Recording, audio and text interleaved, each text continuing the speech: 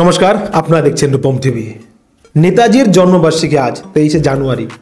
সেই 23শে জানুয়ারিতে মমতা বন্দ্যোপাধ্যায় আর একটা বড় আক্রমণ করলেন নরেন্দ্র মোদীর ওপর। মমতা বন্দ্যোপাধ্যায় বলছেন কিভাবে নেতাজি অন্তর্ধান হলো, কোথায় গেল, কিভাবে লুকিয়ে থাকলো, কোথায় আছে।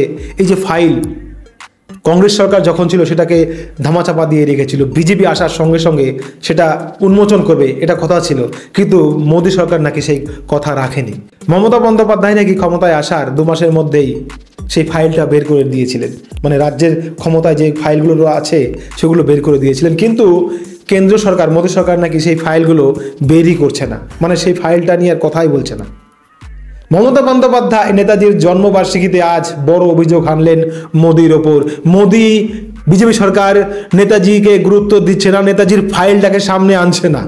বড় অভিযোগ বিজেপির ওপর করছে মমতা বন্দ্যোপাধ্যায়। মমতা বন্দ্যোপাধ্যায় নাকি সব ফাইল দিয়ে দিয়েছেন, কিন্তু বিজেপি সরকার মোদী সরকার নাকি সেই ফাইলগুলো সামনেই আনছে না। মমতা বন্দ্যোপাধ্যায় একের পর এক অ্যাটাক করছেন মোদির ওপর এই নেতাজি নিয়ে, নেতাজি অন্তর্ধান রহস্য নিয়ে। তো বিজেপি সরকার মোদী সরকার এই বিষয় নিয়ে এবার পাল্টা কি আক্রমণ করে সেটাই এখন দেখার। তো আপাতত এই মুহূর্তে মমতা বন্দ্যোপাধ্যায় কিন্তু বড় আঘাত হেনে ফেললেন যে মোদী সরকার, বিজেপি সরকার, কেন্দ্রের সরকার নেতাজির ফাইলকে সামনেই আনছে না।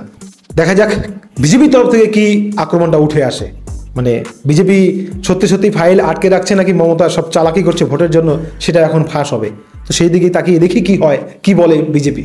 খবর ভালো লাগলে সাবস্ক্রাইব, লাইক, শেয়ার করবেন। জয় হিন্দ।